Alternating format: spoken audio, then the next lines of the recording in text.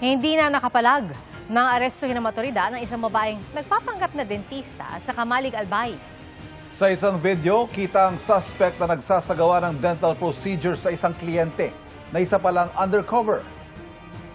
Isinagawa ang entrapment ng mapag-alamang nag-aalok online ng 21 anyos na suspect ng dental services tulad ng pagkakabit ng braces. Na-recover sa kanya ang isang cellphone, marked money at mga gamitang pang-dentista. Wala pang pahayag ang suspect na nahaharap sa reklamong paglabag sa Philippine Dental Act of 2007. Kinumpirma ng Philippine Dental Association na hindi rehistradong dentista ang suspect. Humambalang sa kalsada ang sako-sakong bigas at tangke ng LPG matapos mawalan ng kontrol at tumigilid ang isang truck sa Negros Oriental. Isa pang truck sa Negros Oriental na may kargang tubo ang nahulog sa bangin. Ang madisgrasya sa kalsada sa pagtutok ni Darlene Kai. Grabe. Nagkabasag-basag ang concrete barrier sa kalsadang ito sa Ayungon, Negros Oriental nang dumiretso hanggang sa mahulog sa bangin ng isang truck na may kargang mga tubo kahapon. Pinagtulungang sagipin ng driver at kanyang pahinante na parehong nagtamo ng minor injury. Base sa investigasyon, binabagtas ng truck ang pababa at palikong bahagi ng kalsada nang mawalan umano ng control sa manibela ang driver. Doon na dumaos-dos ang dump truck sa bangin na hindi bababa sa 15 metro ang lalim. Sa bayan naman ng Sibulan, humambalang sa National Highway ang sako-sakong bigas sa tangke ng LPG. Tumagilid kasi ang truck na may karga sa mga ito. Ligtas ang driver at pahinante. Walang ibang motoristang nadamay. Ayon sa pulisya, papuntang Amlan Port ang truck pero nawalan ito ng control sa pababa at pakurbang bahagi ng kalsada. Posible umanong overloaded ang truck at hindi maayos ang pagkakasalansa ng mga sako at LPG tank. Sinusubukan pa naming makuha ang pahayag ng driver. Patuloy ang investigasyon. Wasak naman ang unahan ng isang truck na kargado ng sako-sakong feed sa Bagabag, Nueva Vizcaya kahapon. Ayon sa pulisya, nawala ng preno ang truck at inararo ang 4 na sasakyan. Nakatalon palabas ang driver habang naiwan sa loob ang pahinante. Kritikal ang kanyang lagay matapos maipit sa kanyang upuan. Sugatan din ang 2 sakay ng nasalpok na truck na may karga namang palay. Ayon sa pulisya, nagkasundo ng hindi na magsampa ng reklamo ang mga nadamay. Dead on the spot naman ang isang rider matapos magulungan ng trailer truck sa Marilao, Bulacan noong Lunes. Ayon sa Marilao Police, nawalan ng balanse ang rider kaya ito natumba hanggang sa magulungan sa ulo ng katabing truck. Nakadetain sa Marilao Police ang truck driver na humingi ng tawad. Nakita ko po sa side mirror ko na simpleng matumbay yung tao. Wala nang gumawa. Sa gulong po kasi ito tumama. Preno ko, inabot na po. Usa po kasi sir natumbay. CCTV naman po doon. Sinusubukan pa naming makuha ang pahayag ng pamilya ng biktima. Para sa GMA Integrated News, Darlene Kai, nakatutok, 24 oras. Nawala ng DTI sa mga mapagsamantalang retailer. Bawal ang pang-hoard o pag-i-imbak ng essential goods sa gitna ng gyera sa gitnang silangan.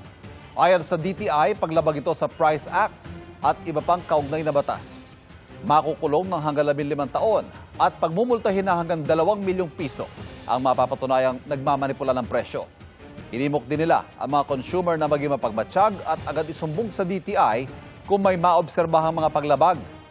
Pagtitiyak ng DTI sa patang supply ng mga pangunahing bilihin at sumusunod naman ang mga ito sa suggested retail price base sa kanilang pag-iikot nitong unang 2 linggo ng Marso. Round 2 na sa susunod na linggo ng nakalululang oil price hike at posibleng sumipa ng magit 20 piso ang presyo ng diesel. May nag-iisip ng magtigil pasada habang ang ilang taxi operator naman hihirit ng dagdag sa flag down.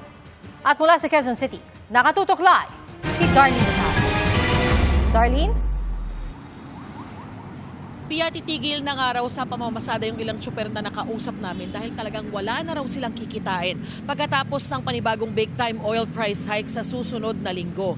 Nakalatag naman na yung mga programa para sa ayuda ng gobyerno pero may panawagan yung ilang transport groups at tsuper.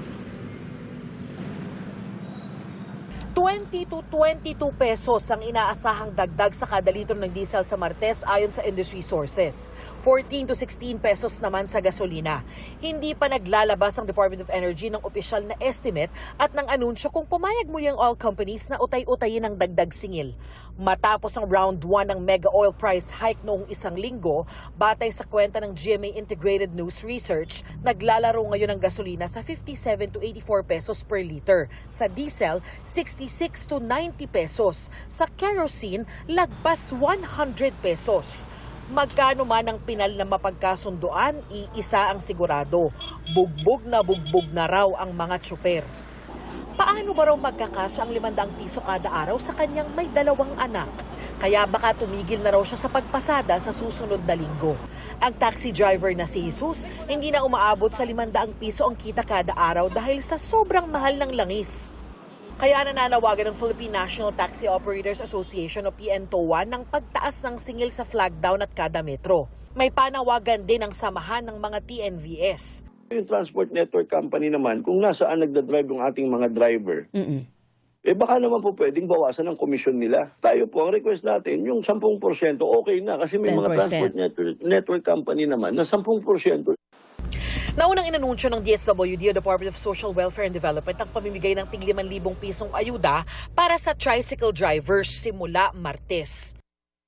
Sabi naman ng DSWD, susunod na ang iba pang nasa sektor ng transportasyon gaya ng mga driver ng jeep, bus, taxi, TNVS at mga motorcycle taxi at delivery rider. Inatasan na rin ng LTFRB ang lahat ng PUV operators na magsumite na sa pinakamalapit na Regional Franchising and Regulatory Office ng listahan ng mga pangalan ng mga driver na kabilang sa kanilang prangkisa. Para raw ito mapabilis ang paghahanda at implementasyon ng fuel subsidy program. Bago kasi mailabas ng pamahalaan ng pondo para rito, dapat umabot ng $80 per barrel sa loob ng isang buwan ang presyo sa pandaigdigang merkado ayon sa Department of Transportation. Malaking tulong man, hindi pa rin daw yan sapat para sa ilang samahan ng mga tsuper lalo kung aalagwa pa ang presyo ng langis.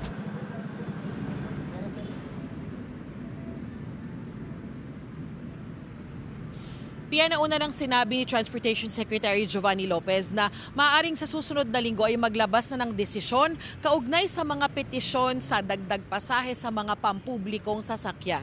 Yan ang latest mula rito sa Quezon City. Balik sa iyo, Pia. Maraming salamat, Darlene Kai.